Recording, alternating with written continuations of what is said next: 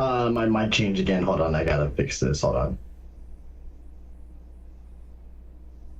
You hear me, right? I can hear you. Oh yeah, give me a moment. My mic is fucked up again. I don't know why.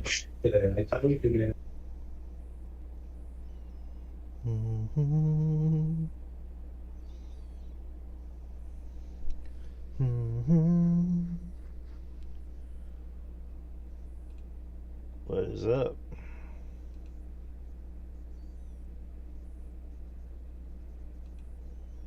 What's up, F? I think that's your name. FDR. Are you fucking kidding me? You fucking piece of shit. I don't care. We're gonna get everything started. Justin just need to fix his mic. But in a couple weeks, we won't have to worry about this shit anymore. Maybe by next week. Who knows? But well, how are you doing? What's new with you? But we are currently live on YouTube now. Decided to start a little early. So anyone listening on the YouTube, welcome. Again, we're going to start in a bit. Justin just had some issues with his mic because Discord sucks gigantic cock, as the kids would say. But yeah, just to kind of remind everybody. Yeah, in a few weeks, maybe next week, or actually, yeah, next week is the Rumble. Next Saturday is the Rumble. So yeah, what better way to kick off the new, I guess, the transition to fucking StreamYard than to talk about the Rumble. So that'll be, so the Rumble's on the 31st. So yeah, pretty much February 4th is I guess the new look for the show. But yeah. You there? It's still not working. I don't know what the hell's going on. But it went back. So Discord isn't recognizing your mic? It's the same thing that's happening as last week. So I don't know, but yeah, just give me a moment, please. Yeah, Discord sucks. But I was just kind of telling everybody because I decided to start live on YouTube. I'm just kind of letting everybody know the transition to StreamYard in a couple weeks. Wait, are we live already? Well, yeah, I started live, but I obviously didn't know you were gonna have problems with your mic. So my bad, man. But for anyone listening, we'll be starting in a bit. We just gotta work some things out. But, let's see who's here. We got Ruben here. What's up, Ruben? We got Rob Dagaman. I don't think I've seen you here. What's up? But yeah, Ruben, if you're listening, I mean, you are listening, but like, yeah, we're gonna be making the transition to StreamYard in a couple weeks. Maybe next week. Who knows? But yeah, that's the plan. Is to move on up. Which we can't wait because Discord sucks balls. It sucks giant balls. I cannot stand this fucking app. All right, there we go. All right, now there you go. I hear your voice. All right. All right. All right, you there? Yeah, I'm here. All right, just making sure. All right. Yeah, like I mentioned, we're currently live on YouTube, but I started early, but like I said, I didn't know you were gonna have issues with the mic. But like I was telling everybody, just to kind of reiterate, in a couple weeks we'll be making that transition to StreamYard. So yeah, next week is gonna be the last week on Discord to record, and then the week after we're gonna move on over to StreamYard, which is actually right after the Rumble. So it's good timing, I guess. But yeah, I already have everything set up. I just need to, I guess, pay for the plan that we're gonna use. Are you there? I'm here. I'm listening. Because I see your thing lighting up. I didn't know if you were muted or something. You talking about like my mic? No, like your thing, like your avatar or whatever you want to call it. Yeah. Okay. Yeah. So that means my mic's on. Okay, I was all right. But yeah, like I said, everything's set up. I ran a test and everything seems to work. I also think whenever you have time, the week before we start to use it, we should do like a test run, just to make sure everything goes on without a hitch.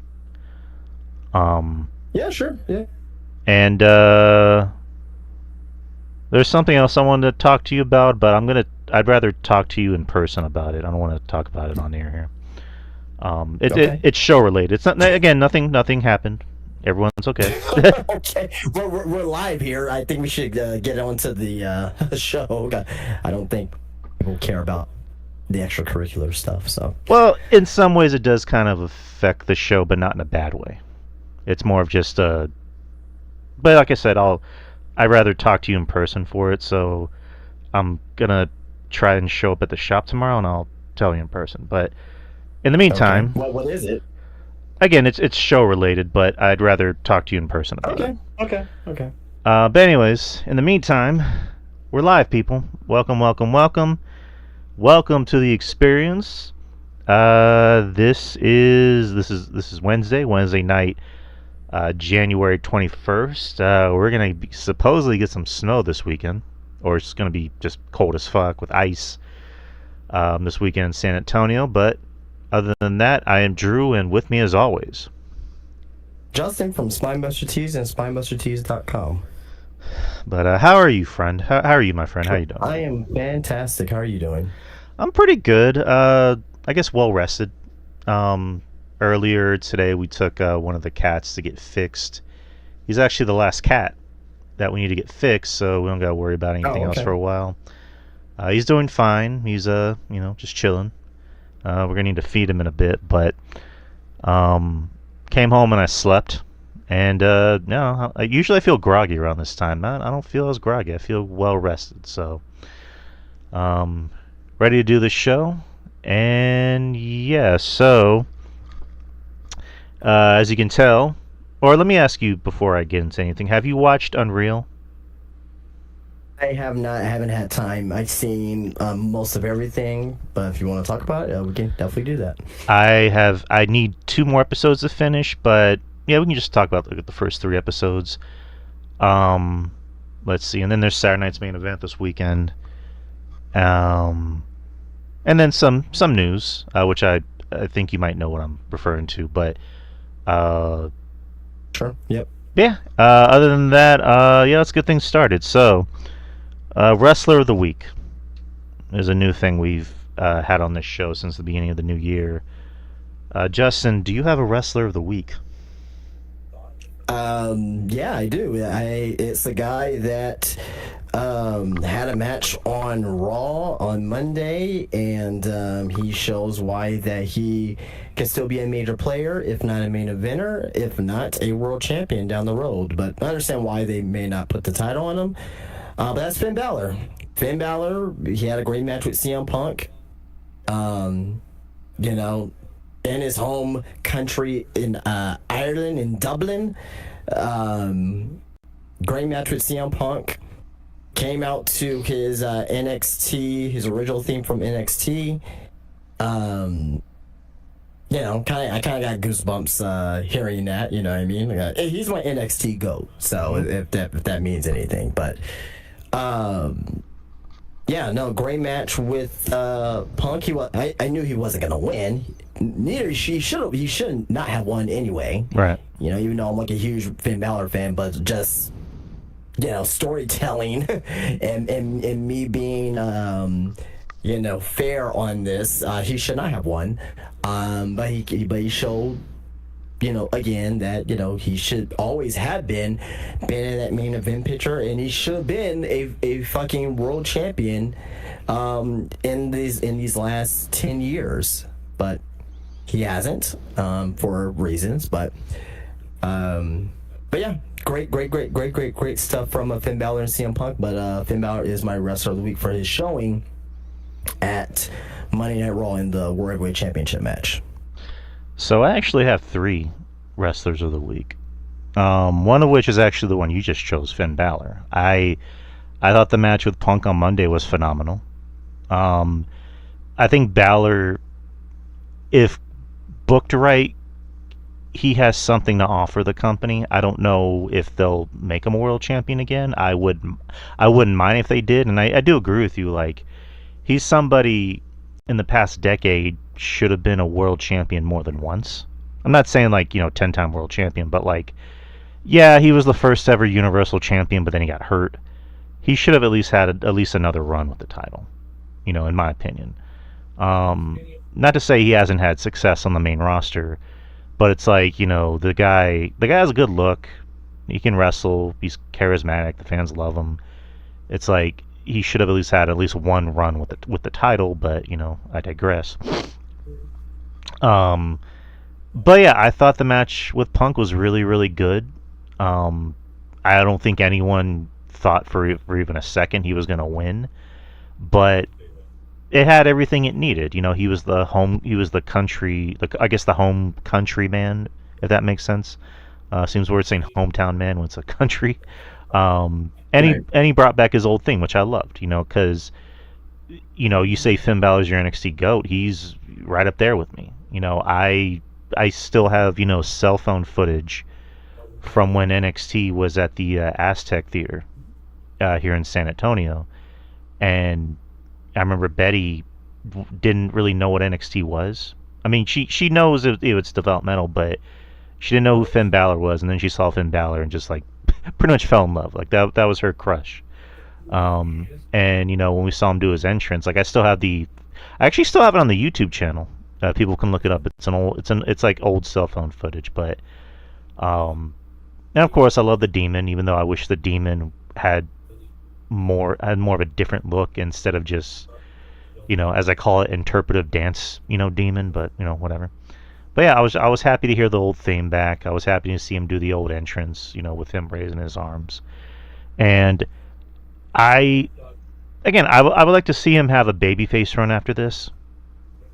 Maybe go after Dom and wrestle for that Intercontinental title. But again, we'll see. But it's WWE booking, so who knows? But he's one of my wrestlers of the week. 2 more actually had a very good match on Friday Night SmackDown in London, and that was Leon Slater and Carmelo Hayes for the U.S. Championship. The news was that Leon Slater had visa issues, so he wasn't able to show up to I think TNA's inaugural show on AMC. So they actually allowed him to go on the road with WWE. So he answered Carmelo Hayes' U.S. Open Challenge, and I thought they had a really, really good match. Carmelo Hayes, I'm happy to see him getting the success that I think he's deserved on the main roster. I picked him as my 2026 is my year award, and so far he hasn't let us down. These last 2 U.S. title runs with Dragunov as well as Mello, they've done a really great job with this U.S. title Open Challenge. So, and it's and for what it's worth, and I've said SmackDown is the better show lately, but these U.S. title Open Challenges matches, I think they're the best part of the show. So, Leon Slater has kind of won me over the past year, and he's someone that WWE is just waiting to sign as soon as his contract comes up. So, and for good reason. So, but those are my wrestlers of the week. But I don't know if there's anything else you wanted to add to that. No. I mean, you picked what was it? 4 wrestlers or 3 wrestlers, whatever it was. 3, yeah. Yep. All right. kind of wanted to touch up on some news really quick, and this is something that we kind of briefly touched upon last week. Actually, two stories that we briefly touched upon last week, but there's some new updates to them. So we talked about last week. I believe it was last week. Tommaso Ciampa, his contract was allegedly going to run out with WWE. He took to Instagram and confirmed it. He put a very long message. He put, in the very near future, my contract with the WWE will officially come to an end. I'd like to thank every single person who contributed to the last 10 years of this incredible journey. Camera crew, ring crew, hair and makeup team, seamstresses, and he's just basically thanking everybody. And anybody I may have missed, and very special thank you to all the men and women who I've shared a ring and locker room with, nothing but love and respect. And I would be remiss not to give a special thank you to my black and gold family. You will forever hold an incredibly special place in my heart. To the fans who have shown love and support over the last 2 decades, thank you from the bottom of my heart. To my wife and daughter, you are my rock and my forever why. I love you more. I spent the first decade of my career traveling the world on the independent scene. I spent a second decade of my career traveling the world with WWE. I have 1 decade remaining, and I'm beyond excited for whatever challenges lie ahead.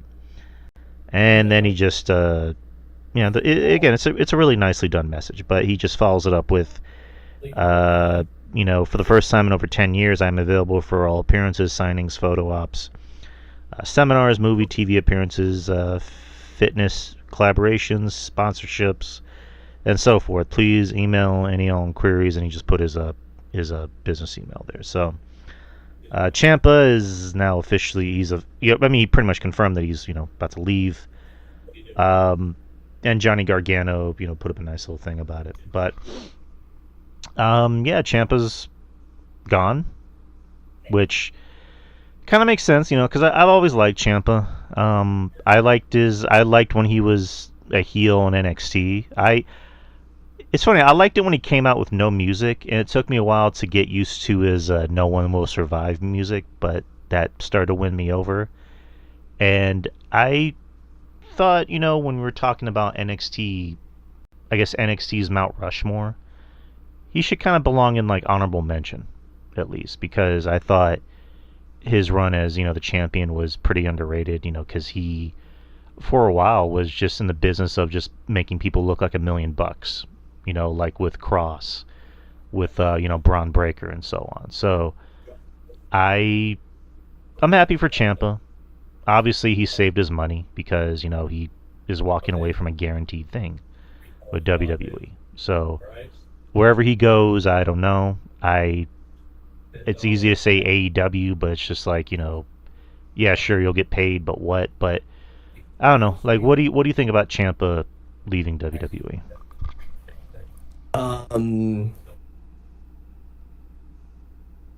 I won't say it's expected, but he was there for over 10 years, so he definitely lasted longer than what most other people did, so nothing can take that away from him. He had a generational run as a heel in NXT. If someone puts him in their top 20, 25, 30 heels of all time, I wouldn't bat an eye.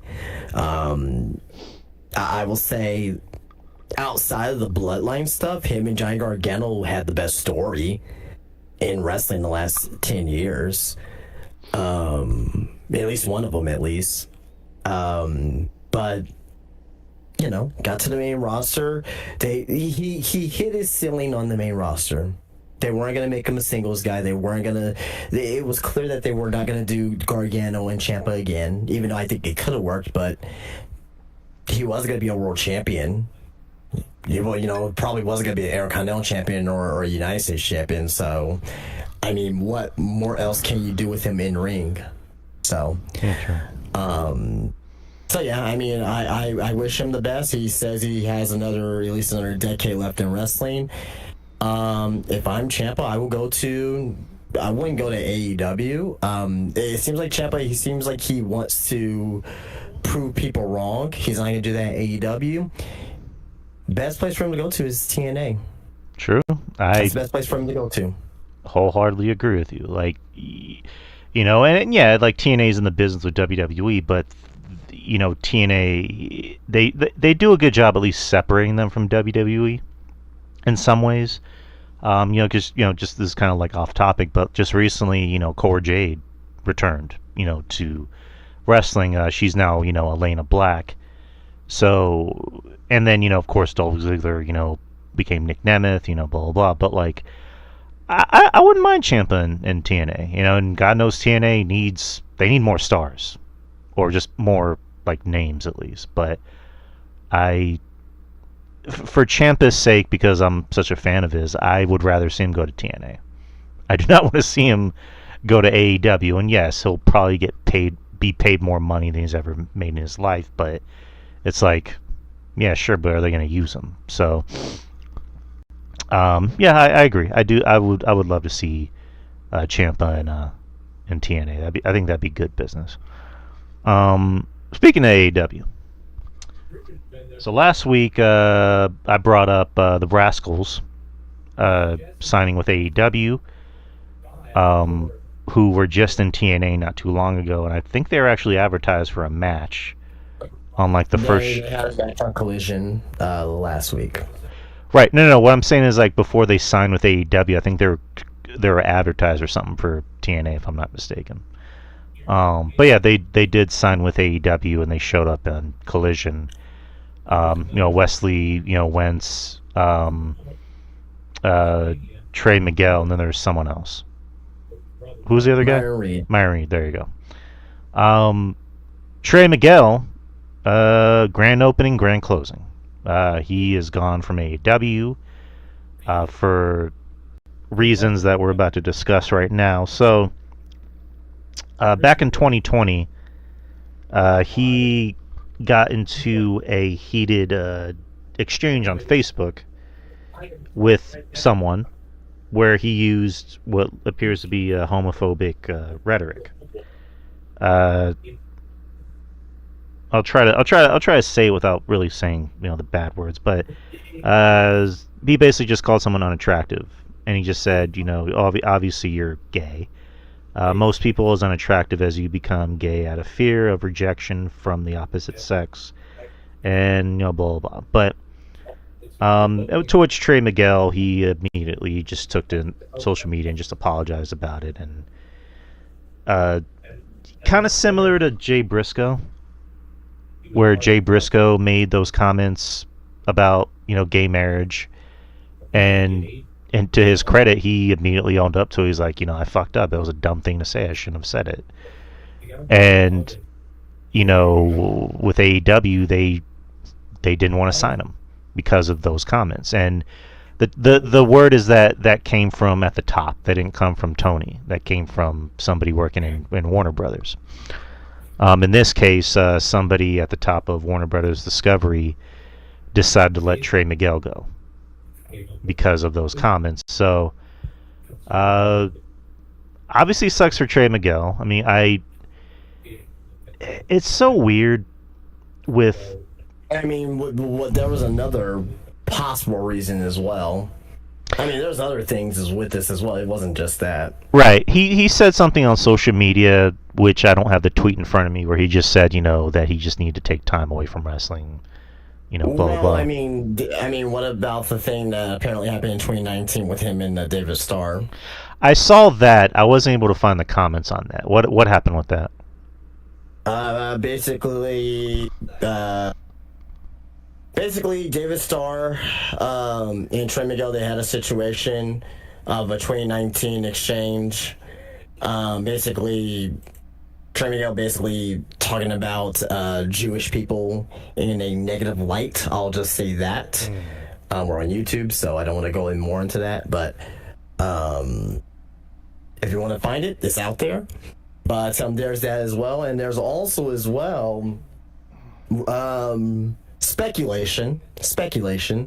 And honestly, I don't think that this is parts of it at all, but it's in the news, and I don't think we'll be doing our due diligence if it's not brought up. I don't give a shit about people's relationships. I don't care. It's not our fucking business. Right. Like people get too enthralled in people's relationships, especially with wrestling, which is none of our goddamn business. But apparently, Trey Miguel used to date Alicia Atout. And obviously MJF is now married to Alicia Atout. Speculation saying that, MJF may have something to do with him getting released. I doubt that. Me personally, I doubt that. I don't really think MJF gives a shit about Trey Miguel getting signed or anything like that. But Well, just adding to speculation. That's it. also not for nothing, Pete. Zachary Wentz. He's engaged to Gigi Dolan, and Gigi Dolan. Correct me if I'm wrong. Doesn't she have a restraining order against Darby Allin? Yeah, but I mean that's different. I mean, and I'm not saying different as far as like whatever, but I don't. Again, I don't think. I really don't think Darby really gives a shit. I mean, he kind of has to because it's he can get arrested. But again, it's just it's kind of within the same realm. Why would Gigi Dolan be around? He doesn't have a restraining order against. There's no restraining order against for Zachary Wentz and Darby Allin. Well, like Gigi Dolan. Well, like for Wentz, like Priscilla Kelly. I'm sorry. Well, like for Wentz, like wouldn't he feel weird or angry being around the guy who possibly, hurt his current fiance? Then why sign the contract? Exactly. That's kind of my thing. I'm like, why would you? That's what I'm saying. I don't think they care. Like, you know what I mean? Like, right. It's about being professionals, and in this case, it seems like Zachary Wentz is professional enough to be there. But I'm gonna ask this though, because I have heard no one ask this question yet. Right? You let go Trey Miguel, right? Mm-hmm. You never brought in Jay Briscoe, right? But it's okay to have Zachary Wentz there? Yes. Or let me do you one better. I don't agree. Like I don't agree with with what happened with Trey Miguel, for the record. But one thing happened with Trey Miguel and one thing happened with Zachary Wentz, formerly known Nash Carter, if you don't know who we're talking about. You know what I mean? Like, one was saying some things about Jewish people and gay people, and the other one was dressed as a former German leader. I'll just say that. Or let me do you one better. Sammy Guevara made those comments about Sasha Banks, and they didn't do anything to him. They just had him do counseling. Well, I mean, they indirectly did something to him. He's still signed, but he ain't. He's basically blackballed from AEW. Yeah, but you know what I mean, right? Or like Yeah, I know what you mean. They could have let him go, but so I don't want to make one thing more incriminating than the other, right? If it were me, I will still have all parties involved in AEW. If it were me, because I think we as humans should learn how to forgive people and learn how to not necessarily move on, right? But like give people a second chance, right? It seems like Sammy Guevara, a second chance with him, but Sammy, we were like what 18 during that, like we said dumb shit when we were 18 years old, have we not? Mm-hmm. No, I agree. No, yeah, I know. Right? Yeah, I agree with you. Yeah, right. Oh, no, I'm just saying, like, we say dumb shit, so I'm like, Sasha Banks, like we say, I'm pretty sure we say it far worse than what Sammy Guevara did, right? Now going up a notch, what Trey Miguel said was a little bit more. It seemed like it was a little bit more trying to hurt that individual. You know what I mean? When you had the interaction with the fan. And he also said, we were talking about David Starr too as well, which was, it's rough. Zachary Wentz dressing up as a German leader. That's rough. It's rough. but it was in a joking manner too as well. And I will like to think in my good heart that, you know, he's not really like that in real life. Well, also, not for nothing, MJF used to be his roommate, and he, like, you know, defended him. He's like, he's not an anti-Semite. Right. Yeah, exactly. So yeah. I mean, again, this Trey Miguel situation is weird, but to me, if it came from up above, right? Up above is WBD. Let me just ask this question. It came up from WBD, right? Let me. Gosh, Jesus, man. I want to ask in a way where I'm not just like, telegraphing on what I'm trying to get, my point I'm trying to get across. But I guess I will anyway. If it came up from WBD, right? And Tony Khan had nothing to have anything to do with it, right? Mm-hmm. It's like, oh, it came from WBD. Do we believe that? Do we actually believe that? No. Well, I'm asking. So when you first read the story, you were like, "Oh, it came from WBD." You didn't think, you just thought that, and you didn't think, there was any issue with, like, you didn't think there was a possibility that Tony Khan could have been involved in some aspect with this release. Well, yeah, because he's the owner of the company. Like, the difference between AEW and WWE as far as business is that, WWE's, publicly traded. AEW, as far as I know, is kind of privately owned somewhat. So pretty much anything that happens in that company, whether it's business related, is going through Tony. So I think Tony did have a hand in it. I wouldn't be surprised why sign the guy then in the first place? It's fucking Tony, dude. Well, no. So I'm gonna shed light on this. Tony signed him. Obviously, he didn't know, right? He didn't know. There were comments that came out, so basically they got him signed, right? Obviously, when you sign new talents, you're not going to tell anyone. You're not going to tell the locker room, hey, we're about to sign the Rascals. Oh, my God, they're coming in. He's not going to do that. He's going to tell a few people. Once they got signed, right, and they let the talent know, probably somebody within the company, talent or a coach, someone was like, hey, this happened with Trey Miguel back in the day. Tony Khan looked at it, he's like, oh shit, I didn't know that. Let's look at it. Okay, we can't have him in our company. But it goes back to what I was saying about Zachary Wentz. If Trey Miguel gets let go, how come Zachary didn't get let go? There's something more to this, and we're not going to know the truth about this until years down the road, right? Mm-hmm. Maybe MJF has something to do with this. I'm not saying for sure. I honestly don't think so, but it's a possibility, right? Maybe it did come from WBD, right?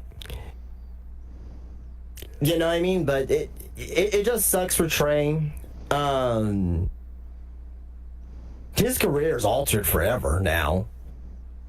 And I mean, either he's gonna respond in a way where he is going to change his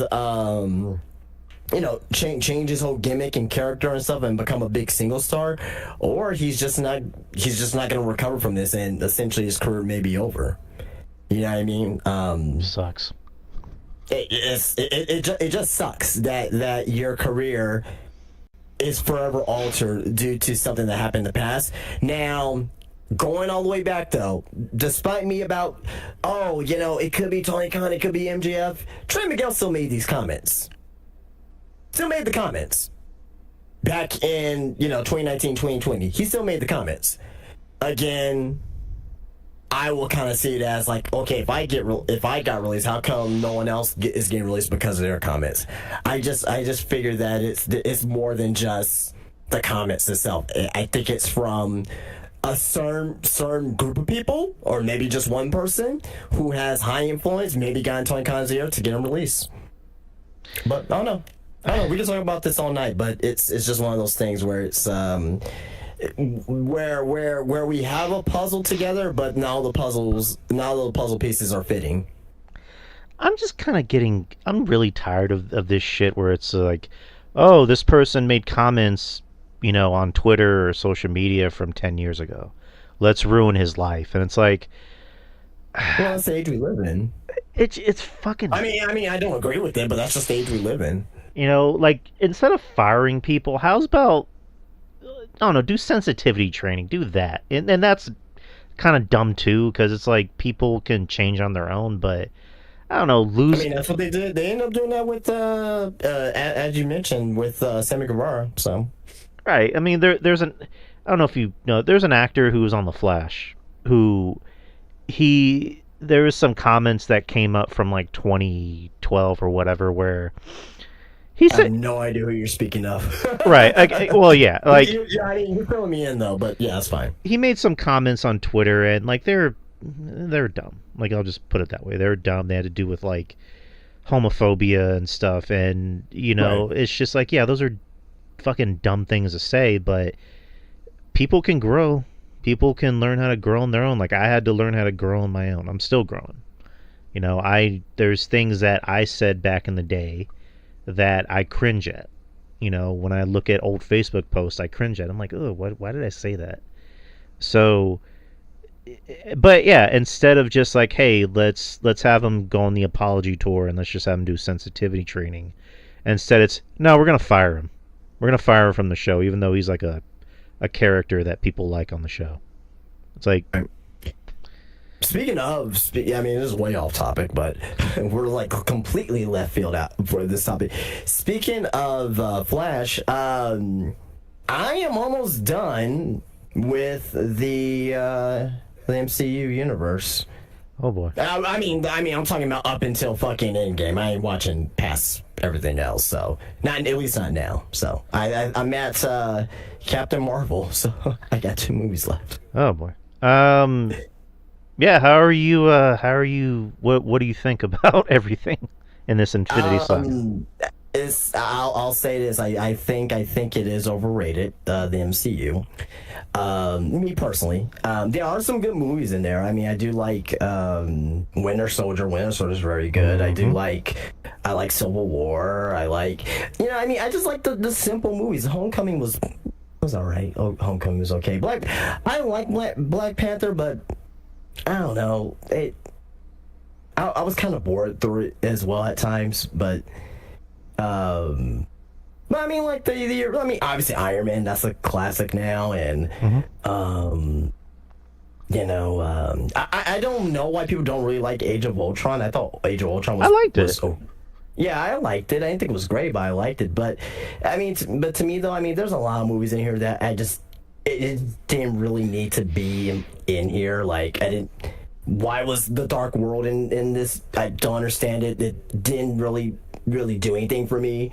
Ant-Man and the Wasp, like, that could have gone without it. That was the last movie I watched, so right. I mean, it's just like there's a couple movies in here. I'm like, well, they could have cut this down to 10 movies and it could have been a lot better, but whatever.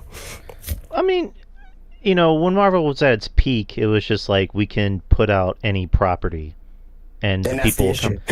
Well, no. Back then it was working. Then after Endgame, like, honestly, and this is coming from someone who loves Marvel, I think they should have taken at least maybe like a year or 2 off after Endgame to kind of like rebuild somewhat, and then instead of doing the multiverse stuff, you should have built up to the mutants, and you should have slowly built up some good stories instead of just like rushing to like the next big story. You know what I mean?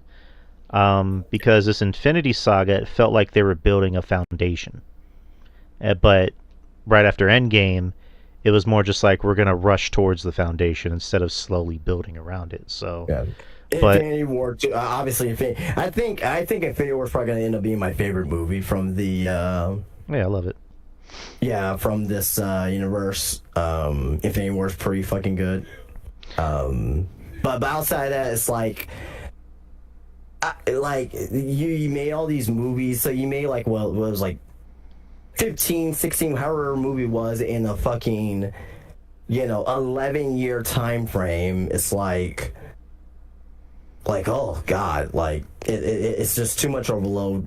I mean, they could have gone without several movies in here, but like I said, there were some really good movies in here though. But like again, I guess that's why I like DC a little bit better, because you have a movie and it's it's just within its own universe, and you know what I mean, it doesn't have to be involved in a cinematic universe.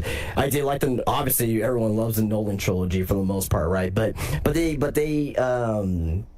didn't do a movie from, it was 2005, 2008, and 2012. I mean, yeah, maybe the time frames are very far apart, right? Maybe they could have gone with, 2 years to like 4 years, whatever the case may be. But, yeah, I mean, but like, I'm not gonna fucking watch Love and Thunder and fucking Wakanda Forever. I'm not doing it. I'm not watching Thunderbolts. Well, Thunderbolts was good. It was actually very good, but I mean, again, I can't force you. I don't give a shit about all these other Marvels. Like, sorry. Well, don't watch the Marvels. Don't watch Eternals. I'm not watching any of them. maybe Deadpool and Wolverine, obviously, but I'm not gonna watch Brave New World. Like, no. Why? Just give me my X-Men. Just give me a regular X-Men movie. Just give me I know they're coming back with like the Secret Wars and stuff, and and I may watch the Fantastic Four, but my Brand New Day is coming out too, but like I'm not. The Marvels, Ant-Man and Ant-Man Quantumania. No, you're naming the bad movies. You're like, that's the issue. That's the issue with Shang-Chi. Do I have to watch Shang-Chi to really? No. I mean, Shang-Chi is actually very good, but I don't care. I don't care if it's good. I just want my regular characters. That's it. I don't care about a fucking black fucking Captain America. As a black man, I don't give a shit. I don't care. I mean, just like it's kind of like if they did James Bond and instead of doing a James Bond movie, you're gonna do a Q. They do a movie based on Q. Like, I love James Bond series. I love Q. Just make Q just a side character. Don't make him a main character. Like, just don't care. Well, I mean, they're just going with the story in the comics. Is Steve Rogers gave the mantle to Sam Wilson, but Chris Evans is coming back in Doomsday, so I guess that's good. And also, it's after Secret Wars, they're supposed to do like a soft reboot, so they're not going to do the multiverse stuff, which good, because the multiverse stuff has been not good. They just need to do movies within their own. So like, you don't have to see. This is my main issue, right? So obviously they did the MC, which is fine. Like, whatever, right? They could have done. So like, going forward, have Spider-Man in his own universe, right? With dealing with his own characters and the own villains for that. Have the X-Men in their own universe. Like, and every now and then you can cross and interact. Not every single movie where it's, oh man, they're crossing and interacting and all that shit. Like, no. Well, that's what they're doing, because Brand New Day, they're gonna do more of a street level story with Spider-Man and less of a multiverse or crossover thing. I mean, obviously they're gonna have the Hulk in it, they're gonna have the Punisher in it. But that's the issue. It doesn't need to have all that. Well, no, because Punisher showed up in his first appearance was in a Spider-Man comic. I get that, but Punisher's also a. You could better off doing a Punisher movie. No, you don't need to do a movie. Yeah, they're actually doing. You need to do a Punisher movie, but we need Shang-Chi, but we can't do Punisher. No, can I? Oh, I'm trying to tell you, they're doing a Punisher special on Disney Plus, which is supposed to be like super fucking like bloody, and an actual Punisher story. So, yeah, I'm fine. I'm looking forward to Brand New Day. It's gonna be more of a street level story. X-Men, they're gonna really need kid gloves with that to make sure that X-Men, like you said, is X-Men. They've always been more of a, yeah, they're part of the Marvel universe, but they're in an island. Right. They're in an island of their own. They don't need a. I don't want to see fucking Spider-Man there. I don't want to see fucking Captain America show up for some fucking. I don't need that. I just need my. I need my Phoenix. I need my Cyclops. I need my Wolverine. You know what I mean? Like, you know what I mean? It's fine. Deadpool's obviously fine because he's X-Men, but still, you know what I mean? But yeah, I don't know. Well, we'll see what happens with that. But if I had to give it, Jesus Christ, man, we just turned to a fucking MCU podcast for a second. If I had to give it an out of 10, I mean, I haven't seen Captain Marvel yet. I mean, oh Jesus Christ! But with Endgame, I pretty much seen Endgame already. Probably a 7 out of 10 for the MCU. I see why people like it and love it, adore it. It's good. It's good. I mean, You know what I mean? well, I mean, I like it. well, now they're going back to downsizing, so they're not going to put like 4 movies out a year. This year there's only 2, which is good. Yeah, that's good. That's good. But again, like I don't know. I don't know if I really need to go on my way and start seeing a lot of these movies that just, ugh, you know what I mean? Like, I mean, I just want now on the DC side of things, like, you know, I did like Superman. I didn't think it was fantastic, but I did like it. I was waiting for this new Batman to come out, so we'll see what happens when that does come out. So yeah, the Batman 2, which I liked the Batman. I wouldn't say I loved it. There were some problems I had with the second act, but I'm really looking forward to the Batman 2. I'm very much looking forward to it, especially with this cast. I'm really looking forward to it. And a few other DC things that are coming out this year. But again, have you started your James Bond watch yet? I no, I have. Yeah, I did. I just saw. I think it was today or yesterday. They put them all on Netflix. So I think we talked about it that they already have a director for the next, I guess, series of James Bond movies. It's the dude who's directing the Dune movies. Yeah. Denis Villeneuve or whatever. And there's a rumor as to who's going to be the new James Bond. I don't know. We'll see. We'll see what happens with that. But Callum Turner. I mean, there's a lot of rumors right now. I'm just waiting till we hear official word on it. So. Yeah. Well, once that happens, we'll gauge your interest on it. But anywho, so that was interesting conversation on this show. But going back to the news, I guess one more news tidbit before we talk about shows. Actually, I have 2 more. I'm sorry. So last week we brought up, I guess briefly, and this is when the show was about to end. Powerhouse Hobbs, whose contract expired literally at midnight last week, and the talk is that he is already headed to WWE.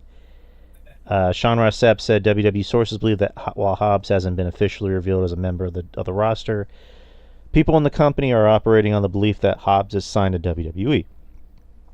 Many believe that he will be heading to WWE immediately after his contract expired, but he has yet to appear backstage in WWE and has not been unveiled as a WWE superstar.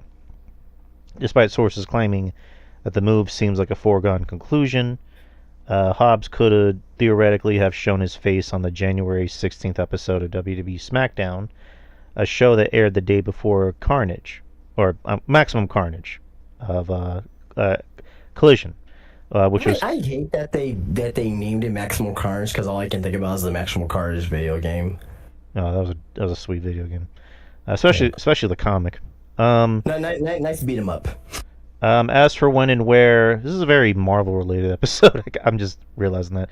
As for when and where Hobbs could make his first WWE appearance, sources from within the company expect the former AEW star to be in Saudi Arabia for the Rumble for the weekend at the end of January, but Fightful couldn't confirm any firm plans in that regard. End quote. Also, another thing that came out today is WWE trademarked a name, and it was like Royce something. Royce Keys. Which I'm like, who the fuck is making these names in WWE? These are fucking awful names. And I get it. We say that now, then we get used to it anyway. I don't really let it not bother me, but like I don't really like. I'm like, whatever. Like we'll end up getting used to it anyway. Yeah, but a lot of these names are just weird. I get it. It's wrestling, but it's like. These don't seem like names that people would have that nobody would think sound cool. I don't know, whatever. But I mean, what would you? I mean, for one, we don't know. This could end up being like someone in NXT or someone coming in. Like we don't know for sure. You know what I mean? Right, but Will Hobbs, Powerhouse Hobbs, or whatever you want to call him. What's up with Threlax in the YouTube chat? I would rather him go to NXT first. I think if he shows up on the main roster, nobody's really gonna know who he is.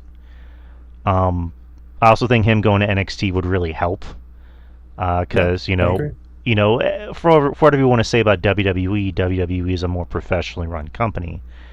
Him going to NXT would really help him hone his skills and maybe make him a little better in the ring. And also, you got Ricky Starks there, or Saint.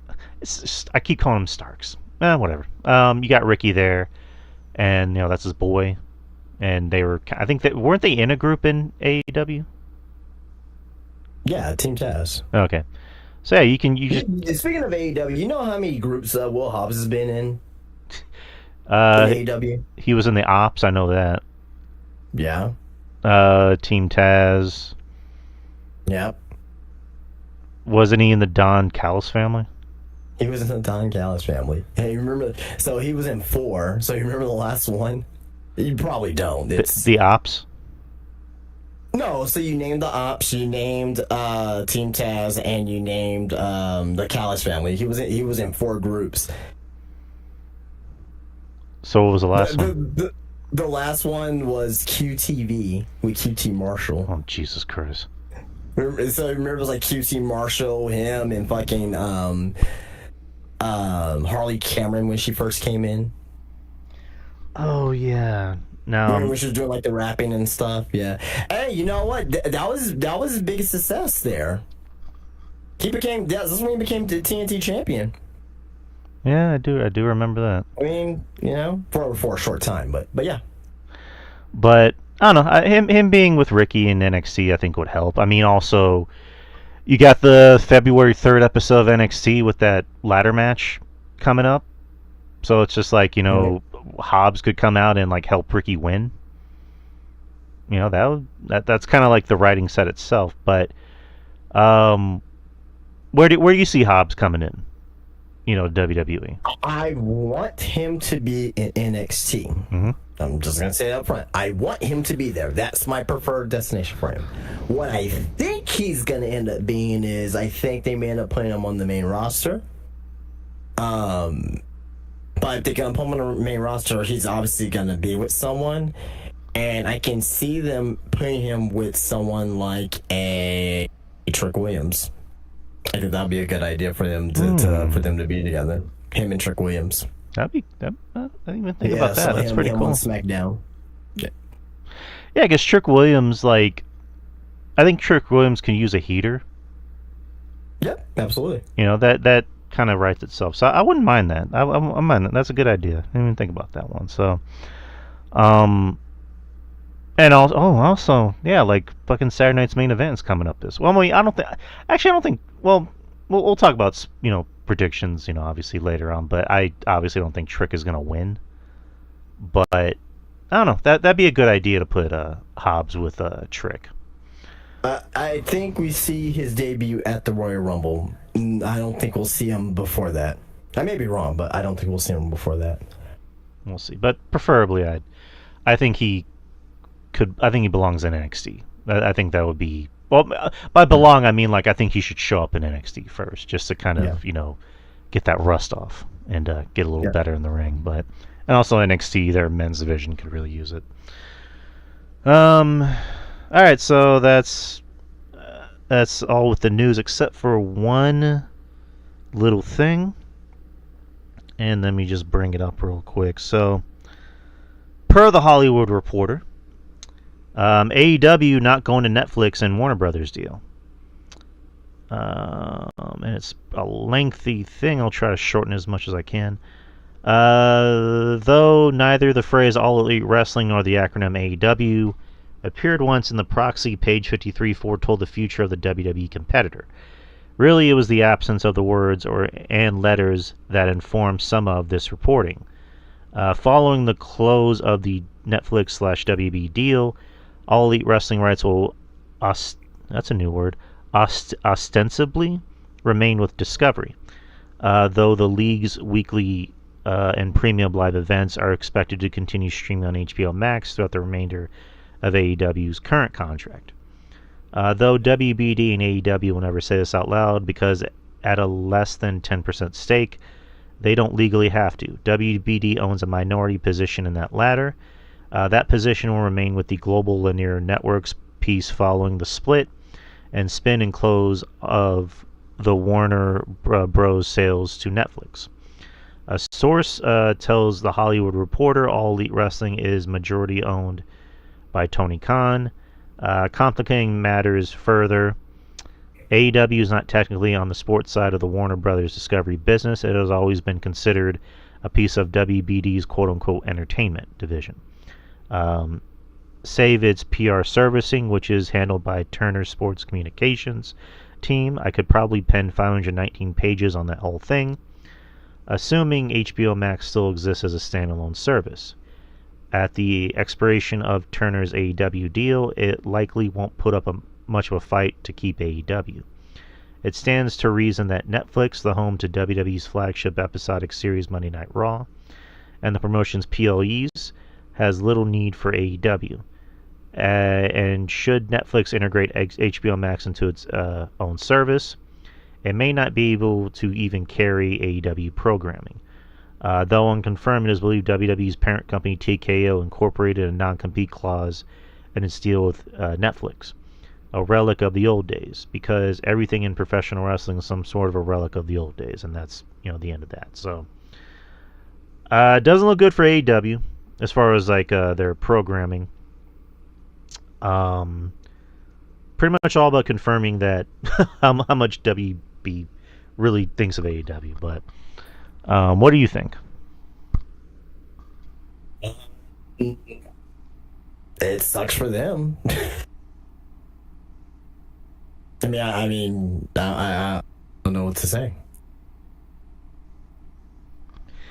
Yeah, I don't know. I say this a lot, especially since I'm the AEW hater, but like.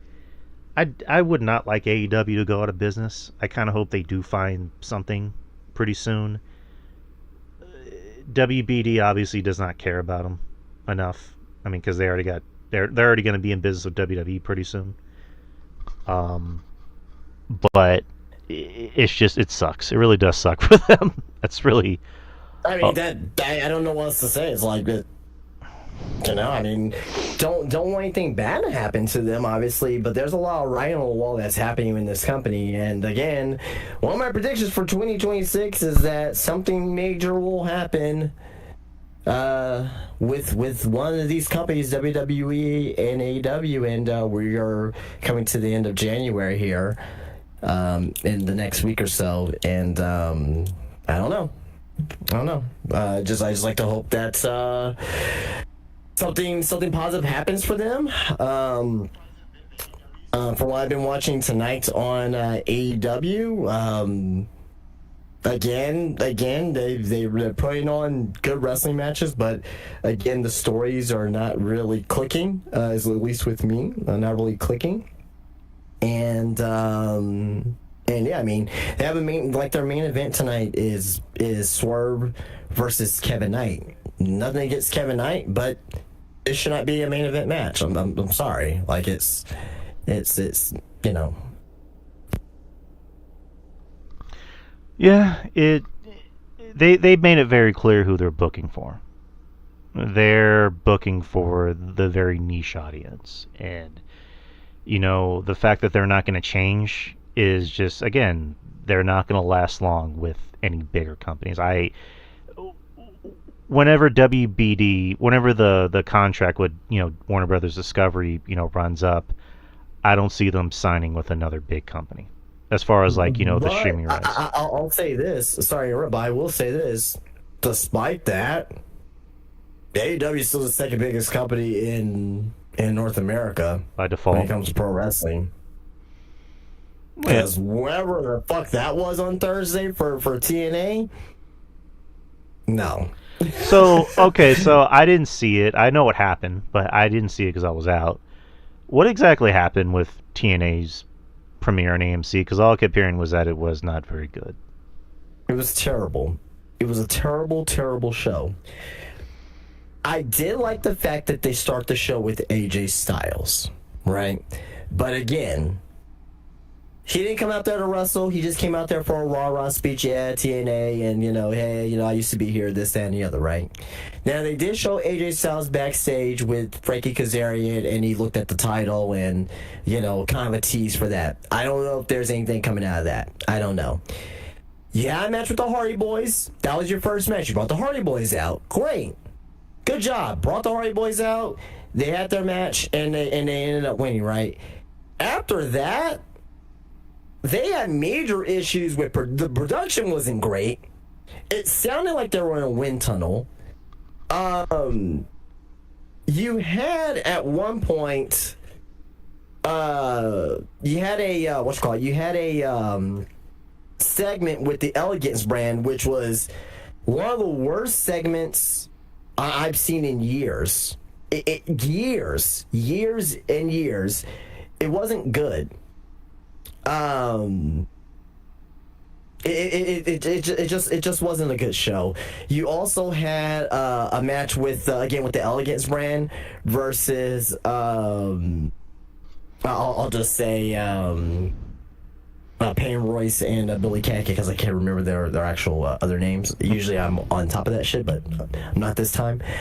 The Inspiration. Terrible match. The Inspiration. Thank you. The Inspiration. Legitimately, I'm being dead serious. I'm not kayfabing this. I swear to God, legitimately, it was a negative star match. Oh boy. Legitimately, it was awful wrestling. Then you had at one point, Xia Li came out there, the former Xia Li came out there, and they set up a match with her and Zarya from NXT at Genesis. So they had that. And the main event, although a good match, it was a very sloppy ending. Oh no, I forgot about this. The former the former Sonya Deville came out there, and she's Daria Ray, and she's a authority figure now, along with Santino and TNA, and they brought out the former Cora Jade and Elena Black. For some reason, Daria Ray came out there. She started off as a babyface and ended up turning heel. Mm-hmm. In the process. It was just a sloppy show across the board. This was not their best foot forward as far as a first impression. You only get one first impression. Like when you go on a date, on the first date, like what's the type of thing that you'll do on the first date? Try to be as charming and polite and leave a good impression. Well, I mean, outside of that, right? I mean, you're gonna go to maybe a nice restaurant, right? Mm-hmm. You're gonna. I mean, are you gonna just are you gonna wear whatever? Or are you gonna wear something that's gonna make a good, to your point, first impression? TNA did not make their first impression. It was the first date, and it was bad. It was a bad show. Now, despite that, they had a bad show, and they turned around the next night, and Genesis was a pretty solid show. It wasn't great, but it was a pretty solid show. It's just terrible, man. Just terrible. And also on top of that too, as well, the ratings, the viewers for the first Impact, the average viewers. Did you see that by chance? It was like, it was 50,000 or probably less than that. No, it wasn't that low. It wasn't that low. Wow, it was 173,000. Oh, okay. Yeah, no, that's like they will be canceled already. They only have 50,000. Jesus, but their rating, the 18 to 49. You want to know what the rating was? 0.04. Oh boy. I don't see this company getting a better rating than TNA. I'm sorry, than AEW this year. Unless something meaningful happens, you brought AJ Styles on and you only average 173,000, and it's only going to go that. Usually the first shows are like their, not peak, but I'll be very surprised if they get over 125,000 next week, or this week, I should say. Terrible first impression. The show was terrible, awful. No way. At least on AEW you get wrestling. There was a part of at one point on TNA where they didn't have a match for about 52 minutes. Terrible. No excuse. At least, like I said, like AEW's not everyone's cup of tea. I get it. And AEW's been terrible, but damn, man, at least there's something. At least you can go onto that show and be like, all right, that was all right. That was an okay match, whatever the case may be. Well, I kind of like that promo. There was nothing on TNA. There was nothing. Not one thing. Not one thing. Pathetic. You sounded like Jim Cornette slightly for a second there. Oh man, that sucks to hear, because I've been kind of tooting AEW's horn for a while, where I was happy that they got the AMC deal, but it's just like, it also doesn't help that they've lost some people. They lost the Rascals. They lost, who is it, Zeta Steel. They lost Killer Kelly. And yeah, the WWE deal helps, but it's just like, eventually they gotta learn how to grow on their own, and they don't really have any stars. And the production. It's not even about the stars. It's about how you booked it. Yeah. Like, no, I agree with you. You can have no stars on the show, but if you have a good booking show, people will watch. You have the Hardy Boys on there. You have oh my God. Let me tell you this. The biggest thing that happened on the show wasn't even aired. What happened? It wasn't even aired. The biggest thing that happened on the show didn't even air. So what happened at the end of the show, Santana won. They went off the air almost immediately. And the biggest angle that set up for Genesis was that Nick Nemeth was going to be the special guest referee for, and they did a rematch for Santana versus Kazarian. So that was off the air, and no one saw that. I don't know, man. It's pretty fucked up. Boy, pretty fucked up. No, there was not one good match. Even though the Hardys was on there, it wasn't like a great match or anything, but it was okay. But like, it wasn't like bad show, man. So remember, and I was saying this last week that I'm like, okay, well, we want to see TNA. Hey, they're gonna be on AMC. Are you gonna watch it from week to week? No. I'm gonna tell you no. I'm not gonna watch it from week to week. I mean, unless they can like miraculously like improve next week, which at this point it almost sounds like. But they had the first show to leave a first impression. Those fans are not going to come back. They're not coming back. Yeah, that sucks. That's honestly kind of. You can have a fucking show of the year. Those fans ain't coming back because you didn't put your best foot forward. The first show.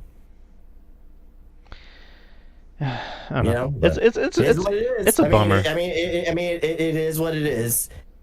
I mean, TNA's not even close to being the second biggest promotion in. They have the potential, but right now, no.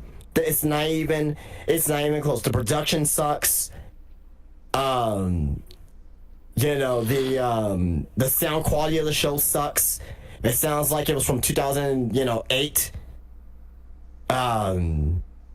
It's not good. Again, at least with AEW, there's production. Very, I won't say very good production, but they have good production. They have things on there where people can actually, like, somewhat enjoy. Nothing enjoyable. There was nothing enjoyable at TNA.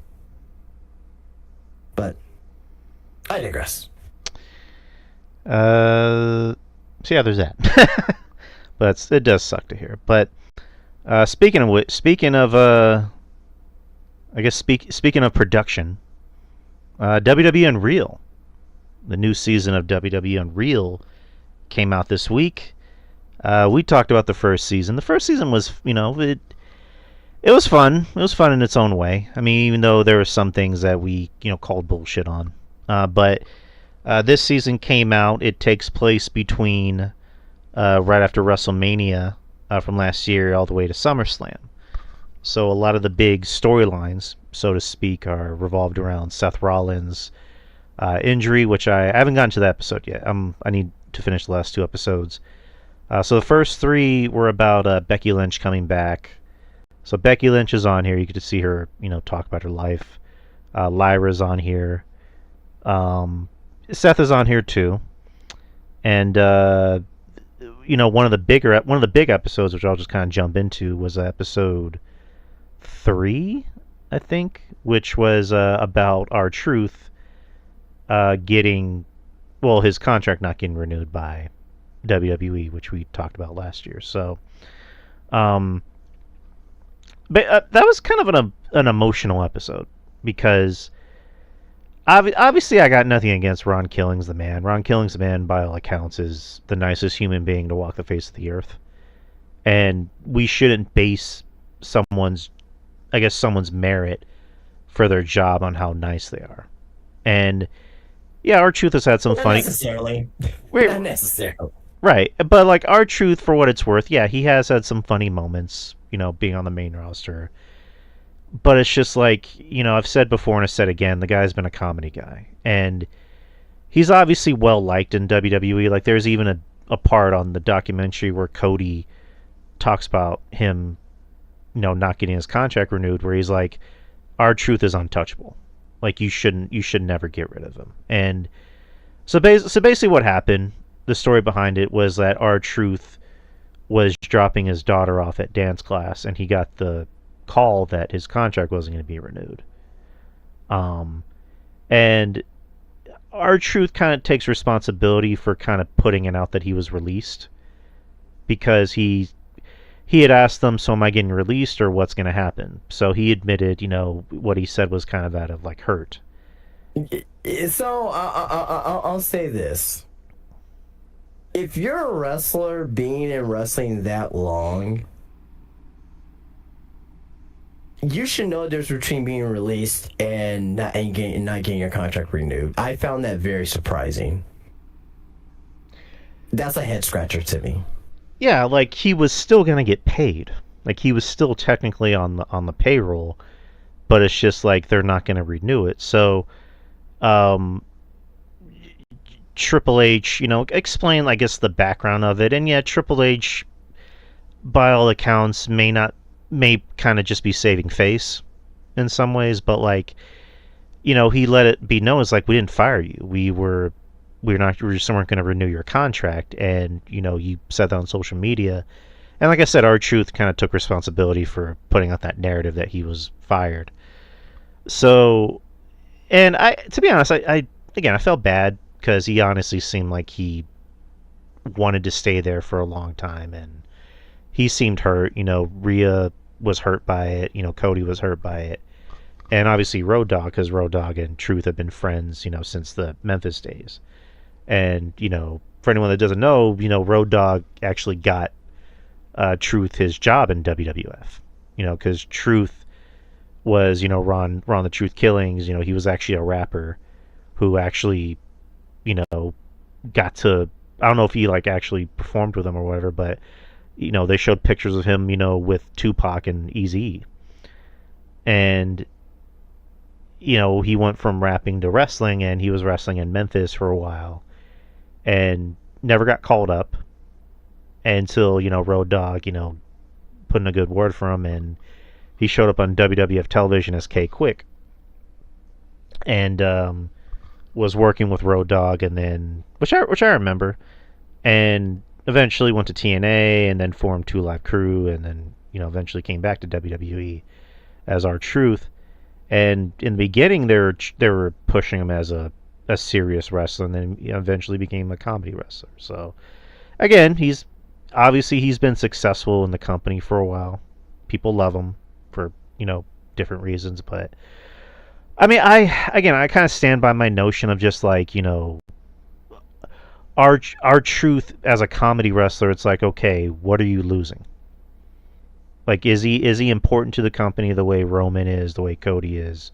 No. I mean, obviously he's important in the back to a lot of people for personal reasons, but it's just like, are people really going to lose their shit over a 51-year-old man who's a comedy wrestler, as opposed to other people who you can push, who can use that television time more? So, and I mean, again, this is a narrative we can go on for a while, but we are on a limited time.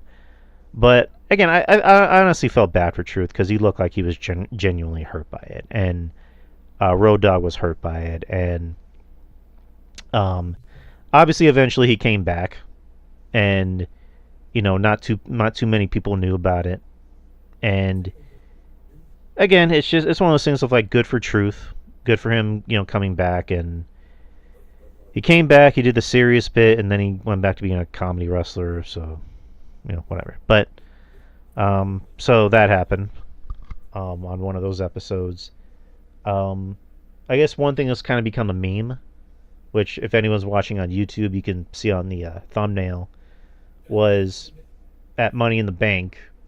There was a bit where Triple H kind of starts reprimanding LA Knight for botching a spot, because he wanted him to climb on the ladder, and I guess kind of make it a little bit more dramatic and make it look like he was going to win, but in reality he was going to lose.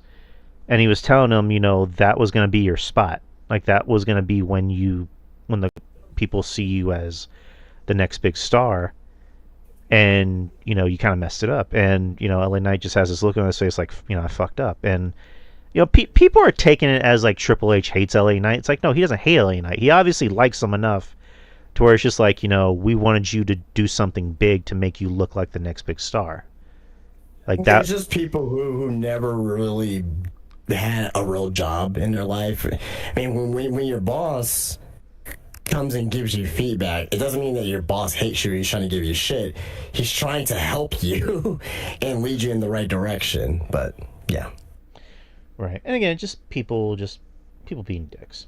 People that obviously hate Triple H. They're just looking for any reason to hate Triple H. And I don't think it was that, but I don't see it like that. But I see it wholeheartedly like that. People are now, they look for any reason to shit on Triple H. But, and again, not trying to say Triple H is like, innocent. I kind of see what you're saying, but I don't really think it's for this particular situation. I mean, I think it's just people who are, like either passionate LA Knight fans or whatever the case may be, or just passionate fans. But to me, the way I looked at it, I'm like, okay, now I'm kind of understanding why LA Knight's not really being put in that position. Because it seems like he, not necessarily that he doesn't follow direction, but like he just doesn't pay attention to the details, it seems like. And, you know, when you're at top, or when you need to take a chance, like you gotta pay attention to the details. So, you know, but whatever. But as far as the rest of the series, again, it was fine. It was fine for what it was. There was things with Chelsea Green where the match where she busted her nose against Zelina Vega, where Zelina botched the 619. That day, Chelsea was actually sick, so she was actually like really, really sick, and she was going to take a little bit of time off after the show. And then Zelina busted her nose. To which she wasn't angry at Zelina. Like Zelina didn't even know she busted her nose, and she actually like thoroughly apologized to her. So. But yeah, I mean Chelsea again. Chelsea's entertaining. You know, she's likable. She seems like someone She's a trooper. Yeah, she's like someone you can hang out with, and she's actually having her like own housemaid, and she's showing like where everything's gonna go. And there was a bit in the documentary where she talked about she's very career driven at the moment, and she's not interested in having kids right now. Like the way she worded it was, why have a kid when I'm on this hot streak? And she even like kind of followed it up with, I know that sounds bad, but it's just like I'm very career driven right now. And I didn't really see anyone getting mad about it. Usually people get mad about dumb shit like that, which I don't know why they would. But again, Chelsea, like you said, she's a trooper. When she had to drop the title to Zelina, like she even admitted, like a part of me kind of wanted to say no, but again, I'm very much I'm all about helping the company. So when they said you're dropping the title, I said sure. And eventually she won it back. But so, and then the stuff with Becky and Lyra and blah blah blah. So I'm trying to think of anything else. Oh, I mean there was a nice little bit with Penta where Penta talked about his past and before he came to WWE. But like I said, I have 2 more episodes to go. It kind of looks like they're going to talk about. You have to do the Seth cash in and that storyline with the knee injury, right? And then of course John Cena being a babyface again. So, but my only issue, and I don't foresee that we're going to be talking about this next week because this is going to be Unreal's going to be way past us and it's going to be passe. Mm-hmm. But. Did you see the clip of Triple H talking with Cody Rhodes? Which one? The one. I mean, I don't want to spoil it for you if you haven't seen it yet. I mean, I don't really care. It's. Oh, okay. Well, he was basically talking to Cody Rhodes about the Seth angle that they're going to do the angle for the injury. Oh, okay. I think I saw something vaguely, like where he's like, you're our guy, you should know. Right. The only thing I'm bringing up, I'm like, well, if y'all keeping this under wraps, why does Cody need to know?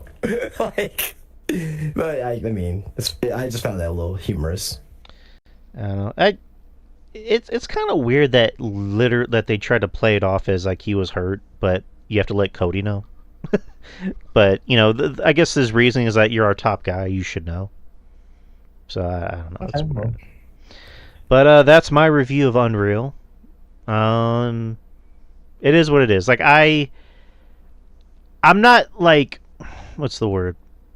Like I don't like always make a huge deal about kayfabe. Like I do to an extent, but like these shows just seem very like they try to make it be like it's real. I think it's half and half. I think a lot of it is just like played up for dramatic effect because I don't think that's a real writer's room. The one, I don't know if you saw the one with Triple H and Bruce Pritchard where Bruce was like, "Oh, what if we have Pat McAfee beat Gunther?"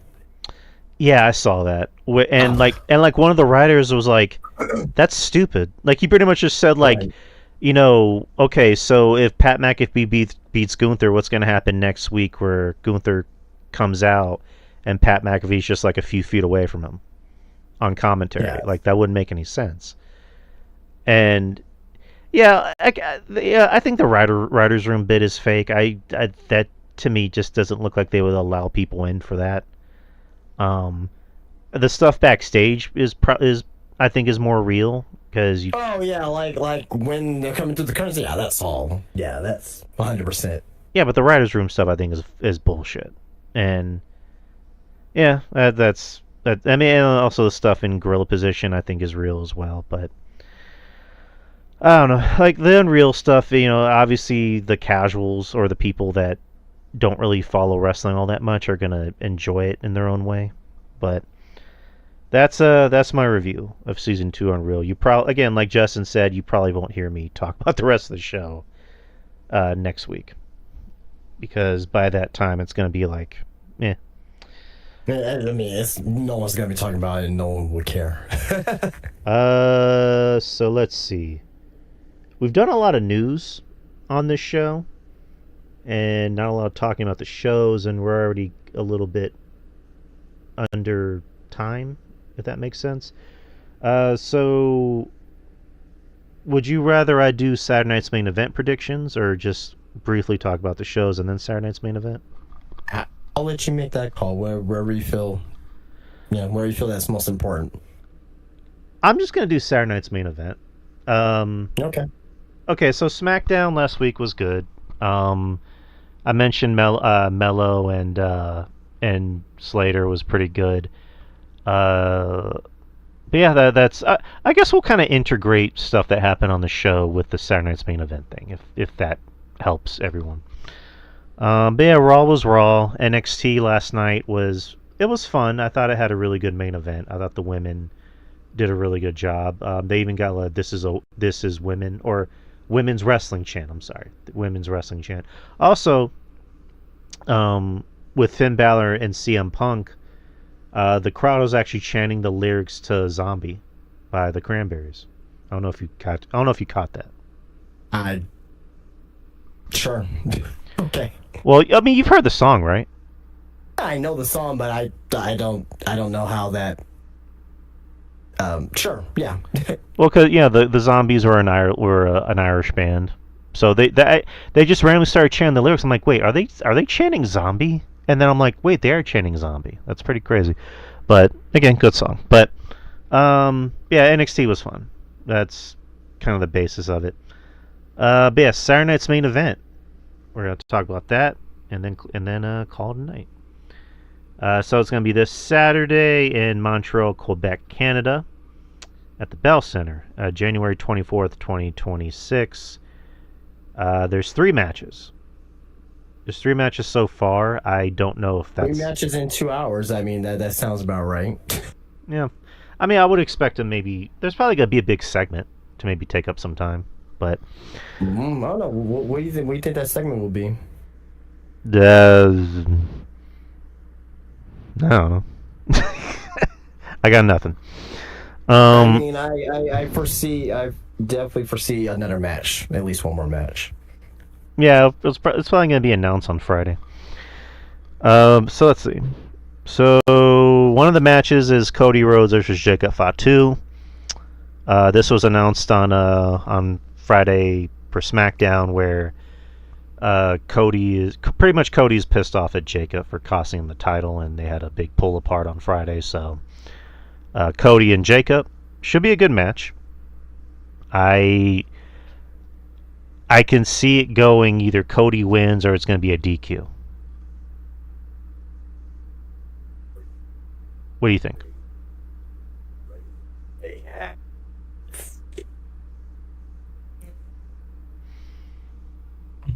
Hello? Yeah, I'm here. Can you hear me? Yeah, I couldn't hear you. Yeah, I was thinking. Well, what were your predictions? I don't know. I don't know who's gonna win this match. I'll go no contest. All right. Tag team match, playa for the WWE Women's Tag Team Championships. Rio, which is the team of Rhea Ripley and Io Sky. I'm pretty sure the fans love that name. Versus the Judgment Day, Liv Morgan, Roxanne Perez. I'm going to say Rio wins. I got the champs. All right. Should be a fun match, though. Fatal 4-way to determine the number one contender for Drew McIntyre's WWE Championship at the Royal Rumble. Randy Orton, who beat The Miz. Trick Williams, who beat Matt Cardona. Damian Priest, who beat Solo Sikoa. And Sami Zayn, who defeated Dragunov. On all four men had their matches on Friday, so Trick Williams came out to a huge reaction in London. But yeah, there's gonna be a fatal 4-way. Who's gonna face Drew? None of the heels, so Trick ain't winning. Priest certainly ain't winning. I don't see Sammy winning, but I think he might because it's his hometown. Sami Zayn winning this match. Yeah. I'm playing that to bed. Like, you can pick whatever you want, but Sami Zayn's winning this match. All right. Well, I mean, Randy is another name, but Sammy's winning because it's Montreal, and Sammy has been wanting a world title match. It has nothing. I mean, it really has nothing to do with Montreal. It has more to do with being in Saudi. That's the reason why Sami Zayn's winning. Yeah, that too. So, looks like it's going to be Sammy and Drew, which again should be a good match. But yeah, who's actually winning? It's going to be Drew. But again, good match nonetheless. And then yeah, next week is the Rumble. Next Saturday. And it's going to be at 12. Was it? I'm sorry? I say it's going to be good. It's going to be at 1 p.m. A 1 p.m. Royal Rumble. Did you ever think that would happen? No. Right. I remember when the Royal Rumble used to come back in the day at 3 p.m. though. Nice. All right. Is there anything else you want to bring up before we call it a night? No. We probably should have a couple guests on for next week though for Royal Rumble to do the predictions. That'll be pretty fun. That would be pretty fun. I will see if I will try to get some people on. Try to get our peeps on. But yeah, that is the show, people. Thank you to everybody. Thank you to Justin, of course, for making the show work the way it does. Like I mentioned, in 2 weeks. So I guess technically, well, not even technically, next week, like Justin mentioned, we're going to do a Royal Rumble predictions. It's also probably going to be the last time you hear us on Discord because we're going to move over to StreamYard to start recording these shows. And like I mentioned, you're still going to be able to watch us on YouTube and join in the chat and talk a little bit of shit. But it's just you're going to see a vast improvement and a difference to how the shows look. So it's going to be much different. So I can't wait for that to happen because I'm already loving StreamYard already. But yeah, next week will be the last time we will do these shows on Discord. Again, Discord is just giving us a lot of problems, but it's been fun doing these shows on Discord, for the most part. But what else? Yeah, DY Experience on Twitter, of course, TikTok. Look for me. Instagram, the YouTube channel, of course. Subscribe, leave a like and a comment. And of course, listen to the other shows on the channel, not just the Experience. Well, obviously, listen to the Experience, of course. But listen to Friendly Neighborhood Marks with me and RJ. Listen to Metal Drive Hoops with me and my friend Anthony and his friend Mike, which you can hear that every Sunday. And we just did a new episode. We actually did a new episode on Martin Luther King Day, and that was actually pretty fun to do. Oh, wow. How was it? No, it was really fun. Well, because Sunday I had something to do, so I wasn't able to record. So I just pushed it back to Monday, and we record pretty much right after a Spurs game. And overall it was really fun. It was a good show. It was a fun episode to do. But all these shows, kind of like this one, we're all making the move to StreamYard to record, and everything's gonna look much different. And again, How where can the audience join us? Would they be able to join us on StreamYard or also on YouTube? How can they join us? How can they keep up with what we're doing? well, StreamYard is what we're using to record and to stream. Technically, you can join us on StreamYard, but like I mentioned, we're going to be streaming live on YouTube still, so you can join us on YouTube. You don't have to join anything new. You can still join us on YouTube. It's just the what we're using to record is going to be different and a lot better and less of a hassle. So yeah, you will still be able to join us on YouTube. It's just everything's going to look different and better, more crisper. And yeah, that's about it. And then shout out to all of our friends who support us, and we support them. So, but Justin, talk about Spinebuster Tees. Yes, of course, SpinebusterTees.com. Go and get yourself a wrestling t-shirt shipped out to you. It may be delayed because of the weather going on in the north. So instead of a week and a half, you may be looking at 2 weeks right now as far as getting yourself a t-shirt.